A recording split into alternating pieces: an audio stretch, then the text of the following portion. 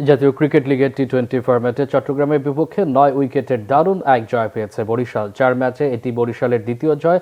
অন্যদিকে টানা চতুর্থ জয়ে শীর্ষে রংপুর ও ঢাকা মেট্রো। খুলনাকে ৬ উইকেটে হারিয়ে চতুর্থ ম্যাচে জয় পেয়েছে স্বাগতিক সিলেট। সিলেটে প্রথম ব্যাটিং করে ৭ উইকেটে ১৮২ রান করে চট্টগ্রাম বিভাগ। তামিম ইকবালের ব্যাট থেকে এসেছে ৯১ রানের দারুণ এক ইনিংস। ৫৪ বলে ৬ ছক্কা এবং ৭ বাউন্ডারিতে নিজের ইনিংস জানিয়েছেন জাতীয় দলের সাবেক এই ওপেনার। বরিশালের পক্ষে মেহেদী হাসান ২৫ রান দিয়ে উইকেট নিয়েছেন ৩টি। জবাবে ইফতিখার হোসেন ইফতি ও আব্দুল মজিদ ওপেনিং জুটিতে ৫৩ বলে ৭২ রান তুলে দারুণ সূচনা এনে দেন বরিশালকে। মজিদ ১৯ এবং ইফতি ৩৯ বলে ৫৬ করে আউট হলেও সালমান হোসেন ইমনের ২৮ বলে ৪ ছক্কায় অপরাজিত ৫৩ এবং মঈন খানে ২৬ রানে প্রথম জয় পায় বরিশাল। তবে শেষ ওভারে বরিশালের প্রয়োজন ছিল ২৭ রান।